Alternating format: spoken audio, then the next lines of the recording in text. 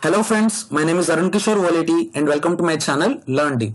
We are currently in Python playlist and I welcome you all to the last video in the video series of basic type of patterns. So the pattern which we are going to deal today is pattern type 5. So this is very much similar to type 4, just we are going to invert type 4 pattern to obtain type 5 pattern. So what I will do is I will just copy type 4 pattern code and I will just modify type 4 pattern code to obtain type 5 pattern. So pattern type 5 is our file name. I will open type 4 and I will just copy this code and I will show you clearly how to achieve type 5 pattern from type 4. So I will close type 4. Yeah. So there is nothing new. What we have done? We have taken n as input. We need trailing spaces as well as we need to handle printing stars. So the for loops for rows, spaces and columns will not change in any pattern. The thing which is going to change is the range. The range is very much important. So let's first don't change the range for rows. As I discussed in type 3 patterns, we can also change rows range also. But then I'll keep row range as constant and I am going to change the range present in spaces as well as printing stars. So I'll take a notepad and I'll try to draw a quick comparison of how the spaces and the row number will work. Row number, spaces. So in first row I have 0 spaces and in second row I have 1 space. In third row I have 2 spaces and in fourth row I have 3 spaces. So in generalized view what we can say is in any ith row we have I minus 1 spaces. So in any ith row we have I minus 1 spaces. In first row we have 0, in fourth row we have 3. So this is our logic for writing spaces. And what is the logic for printing stars? In our first row we have 4 stars, in our second row we have 3 stars, in our third row we have 2 stars and in our fourth row we have only 1 star. And the logic we have already discussed in type 3 patterns. The logic here is based on our n, as our n is equal to 4, we have n minus I plus 1 stars in ith row. For any ith row, let us assume our I is equal to 3, then in third row we are going to have n minus 3 plus 1, that is 4 minus 3 plus 1, which is equal to 4 minus 3 is 1 and 1 plus 1 is 2. So in third row we are going to have 2 stars. So this is our prime logic to print type 5 category. So as we discussed, the spaces will be like for every ith row we have I minus 1 spaces.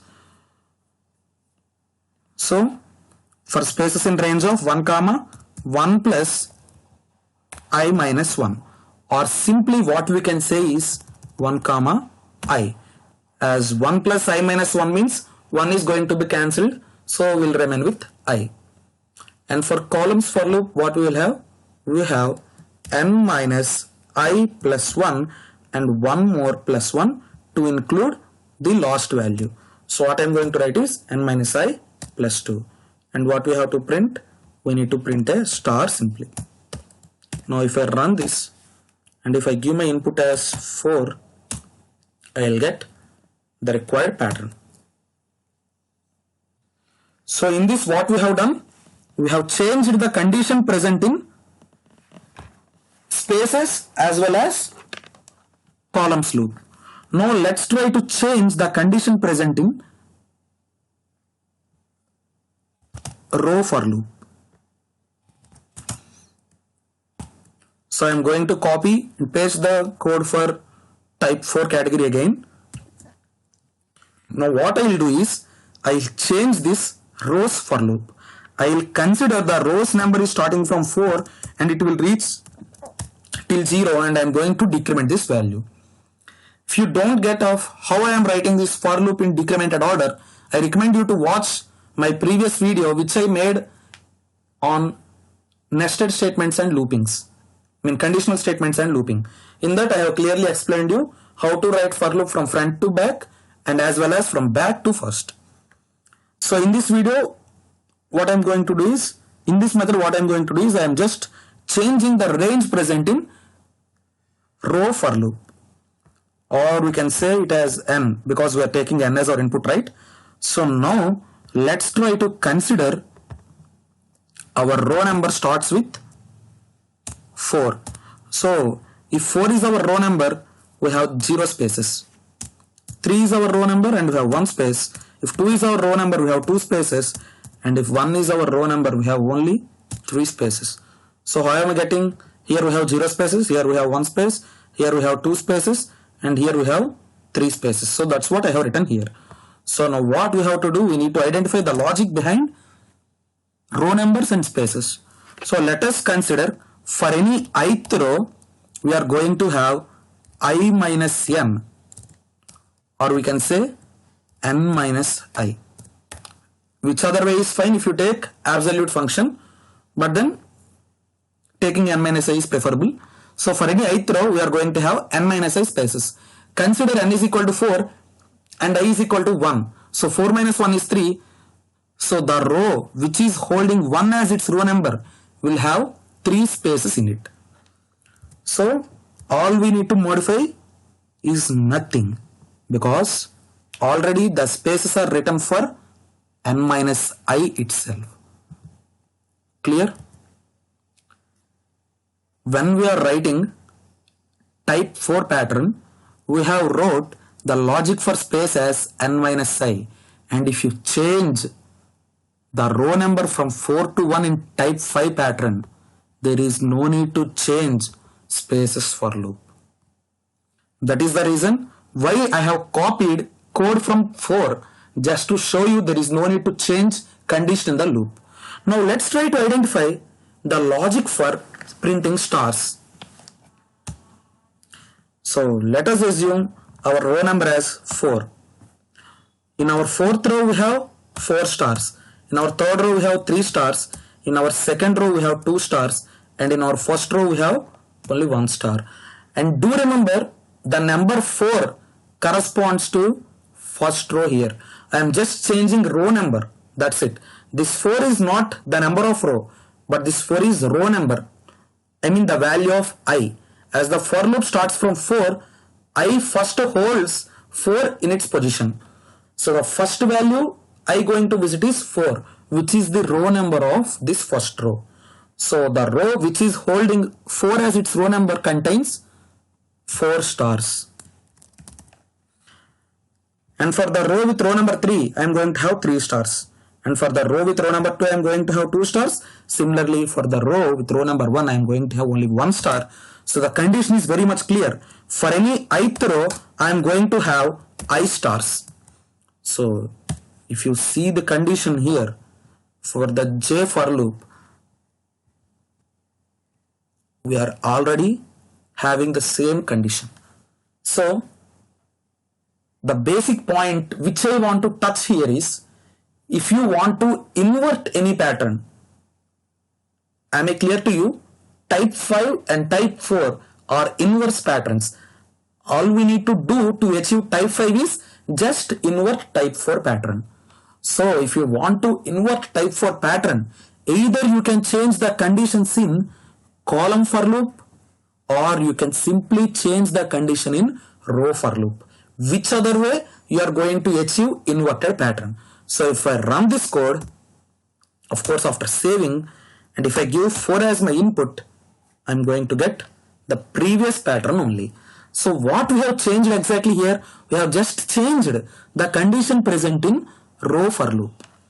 From pattern 4 to pattern 5, what is the difference? Just condition in row for loop. And if the condition is something like this, 1 comma n plus 1, we are going to have Okay, I'll just run this, and if my input is 4, we are going to have inverted format of this one. Just try to imagine how this pattern will look like if it is inverted. Same as this, right? So to invert a pattern, either you can change the condition in row for loop, range inverted, or you can change the condition present in columns for loop. Instead of writing n minus I, what you will do is you will just write I, and instead of writing I, what you will do is you will write n minus I here. So that's the only logic present in solving patterns. This is how type 5 pattern can be solved. So with this video, I have finished a series of 5 videos in which I have explained you basic category of patterns. So from my next video, I will try to finish standard type of patterns.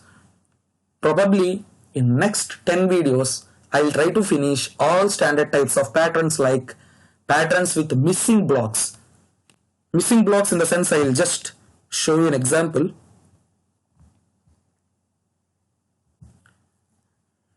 Okay, missing blocks in the sense, you may be asked to print something like this.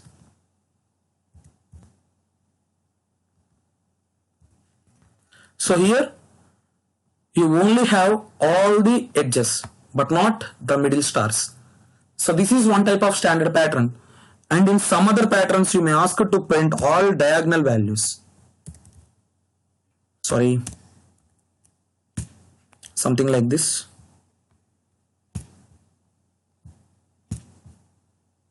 Here you have diagonals only. So how to print these type of patterns, that I am going to cover in my next coming videos. Also, I'll also touch diamond patterns, butterfly patterns, and some irregular patterns, as well as alphabets. How to print alphabets, like you may ask to print A, B, C. So I'll also cover the logic to print alphabets in my next coming videos. So that's all for this video. I will meet you in my next videos, in which I am going to explain standard category of patterns. And remember, underline my point, I have made this basic and standard categories just to make you people understand how easily we can solve patterns. But then there is no such category like basic and standard. Thank you for watching this video.